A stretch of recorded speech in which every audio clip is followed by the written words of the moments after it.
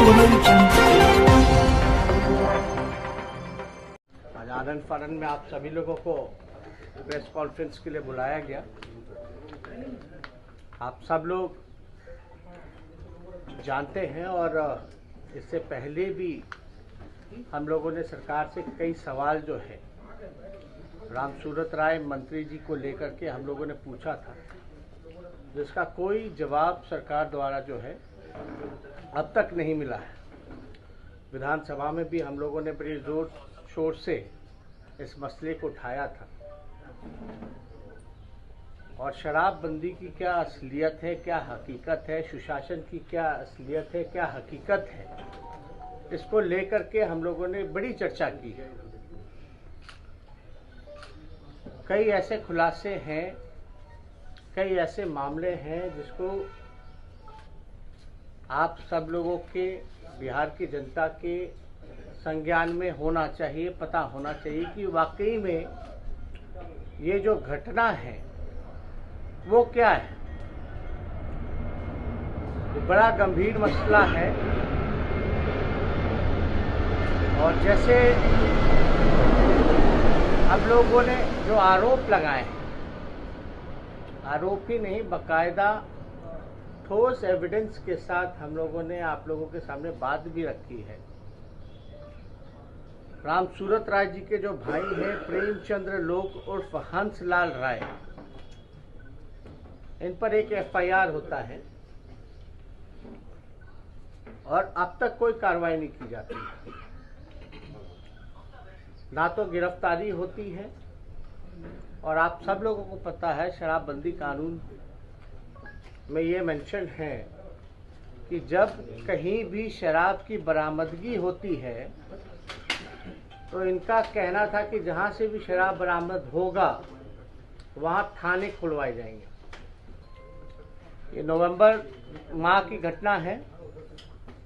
अब तक ना उनकी भाई की गिरफ्तारी हुई है, ना ही उस जगह पे कोई थाना खोलने की बात हुई है। एक जैसे फिल्मी स्क्रिप्ट रचा जाता है, एक कहानी जो लिखी जाती है फिल्म का स्क्रिप्ट का, उसी हिसाब से जो है इसमें एक कहानी लिखी गई है, एक स्क्रिप्ट लिखा गया है। आप लोग थोड़ा गौर कीजिएगा कि रामसूरत राय जी ने मीडिया में ये एफआईआर में यहाँ एक ट्रक का भी जिक्र किया गया है, एचआर नंबर है। जब ये कैंपस में रात में आया, जब दारू निकाला जा रहा था, तो उनके भाई ने सबसे, जो अमरेंद्र कुमार है जिसकी गिरफ्तारी हुई है, जो हेडमास्टर था, जिस पे मंत्री जी आरोप लगा रहे हैं कि यही काम करता था गलत, उसने सबसे पहले जो जानकारी जो है बौचाहा थाना को फोन करके दिया। अमरेंद्र कुमार जिसकी गिरफ्तारी हुई, जो हेडमास्टर था, उसने बौचाहा थाना में जानकारी दी कि ऐसा मामला है और फिर उसने जो है मंत्री जी के भाई को फोन किया। मंत्री जी के भाई ने फोन नहीं उठाया। अंतोगत्वा ये हुआ कि सरकार ने सरकारी दबाव में आकर के उल्टा ही अमरेंद्र कुमार को ही गिरफ्तार कर लिया। असली स्टोरी ये है। अब हम लोग ये कहना चाहते हैं कि जो गिरफ्तार हुए अमरेंद्र कुमार, अगर कोई एग्रीमेंट होता है आपसे हमसे, तो पैसा तो आता होगा किसी खाते में, उसका थोड़ा अकाउंट का डिटेल थोड़ा पेश कर दे मंत्री जी कि फलना एग्रीमेंट है, इतना हमको अमरेंद्र कुमार द्वारा हमको जमीन के लिए पैसा मिलता है। पहली बात। दूसरा, कोई एग्रीमेंट का कॉपी होगा, कब हुआ, कैसे हुआ, वो एग्रीमेंट की कॉपी को जरा जो है वो पेश करने का काम करे। अब आप लोग सवाल पूछिएगा कि भाई ये हम लोगों को जानकारी कैसे मिली। और आपको बता दें कि ये जो है चिट्ठी भेजने की कॉपियां हैं, जहां मुख्यमंत्री को भी चिट्ठी भेजी गई, डीजीपी को भी चिट्ठी भेजी गई और बड़े बड़े जितने प्रशासन के लोग हैं उन सब को जो है ये चिट्ठी भेजा गया। ये चिट्ठी जो है अमरेंद्र कुमार के जो परिजन हैं उनके द्वारा भेजने का काम किया गया, लेकिन अब तक कार्रवाई नहीं की गई। ये 12/11/2020 की ये सारा कॉपी है जो सच्चाई है, लेकिन जो बेगुनाह है उसको इस मामले में धर पकड़ जो है वो करने का काम किया गया। अभी हमारे साथ आपको हम बताना चाहेंगे कि अमरेंद्र कुमार जिसकी गिरफ्तारी हुई है उसके भाई हमारे साथ जो है वो हमारे पास आए थे। उन्होंने हमको जो है पूरी सच्ची बात जो है वो रखने का काम किया। हम चाहेंगे कि इधर आ जाओ, बैठाइए,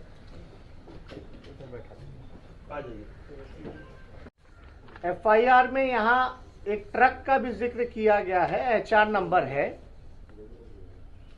जब ये कैंपस में रात में आया, जब दारू निकाला जा रहा था, तो उनके भाई ने सबसे जो अमरेंद्र कुमार है जिसकी गिरफ्तारी हुई है, जो हेडमास्टर था, जिसपे मंत्री जी आरोप लगा रहे हैं कि यही काम करता था गलत, उसने सबसे पहले जो जानकारी जो है बौचाहा थाना को फोन करके दिया। अमरेंद्र कुमार जिसकी गिरफ्तारी हुई जो हेडमास्टर था, उसने बौचाहा थाना में जानकारी दी कि ऐसा मामला है, और फिर उसने जो है मंत्री जी के भाई को फोन किया। मंत्री जी के भाई ने फोन नहीं उठाया। अंतोगत्वा ये हुआ कि सरकार ने सरकारी दबाव में आकर के उल्टा ही अमरेंद्र कुमार को ही गिरफ्तार कर लिया। असली स्टोरी ये है। अब हम लोग ये कहना चाहते हैं कि जो गिरफ्तार हुए अमरेंद्र कुमार, अगर कोई एग्रीमेंट होता है आपसे हमसे, तो पैसा तो आता होगा किसी खाते में, उसका थोड़ा अकाउंट का डिटेल थोड़ा पेश कर दे मंत्री जी कि फलना एग्रीमेंट है, इतना हमको अमरेंद्र कुमार द्वारा हमको जमीन के लिए पैसा मिलता है। पहली बात। दूसरा, कोई एग्रीमेंट का कॉपी होगा, कब हुआ, कैसे हुआ, वो एग्रीमेंट की कॉपी को जरा जो है वो पेश करने का काम करे। अब आप लोग सवाल पूछिएगा कि भाई ये हम लोगों को जानकारी कैसे मिली, और आपको बता दें कि ये जो है चिट्ठी भेजने की कॉपियां हैं, जहां मुख्यमंत्री को भी चिट्ठी भेजी गई, डीजीपी को भी चिट्ठी भेजी गई और बड़े बड़े जितने प्रशासन के लोग हैं उन सब को जो है ये चिट्ठी भेजा गया। ये चिट्ठी जो है अमरेंद्र कुमार के जो परिजन हैं उनके द्वारा भेजने का काम किया गया, लेकिन अब तक कार्रवाई नहीं की गई। ये 12/11/2020 की ये सारा कॉपी है जो सच्चाई है, लेकिन जो बेगुनाह है उसको इस मामले में धर पकड़ जो है वो करने का काम किया गया। अभी हमारे साथ आपको हम बताना चाहेंगे कि अमरेंद्र कुमार जिसकी गिरफ्तारी हुई है उसके भाई हमारे साथ जो है वो हमारे पास आए थे। उन्होंने हमको जो है पूरी सच्ची बात जो है वो रखने का काम किया। हम चाहेंगे कि इधर आ जाओ, बैठाइए,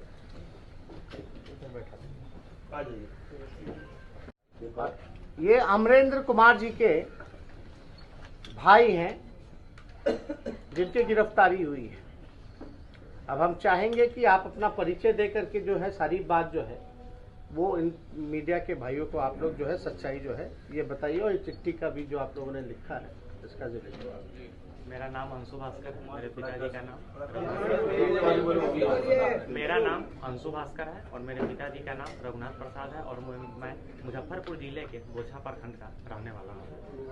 जैसे कि इस स्कूल की स्थापना श्री अर्जुन मेमोरियल विद्या मंदिर की स्थापना 2017 में की गई थी और इस स्कूल के मालिक प्रेमचंद्र लोग हंसलाल राय जी हैं। हमारे बड़े भाई अमरेंद्र कुमार और हंसलाल राय जी के बीच यह बात हुई थी कि इस स्कूल का संचालन जो है अमरेंद्र कुमार के द्वारा किया जाएगा और तब से अभी तक जो है इस स्कूल का संचालन अमरेंद्र कुमार ही कर रहे थे। मैं भी उस स्कूल में जो है एक टीचर के रूप में पढ़ा रहा था। इसमें 7-8 नवंबर 2020 की मध्यरात्रि के समय जो है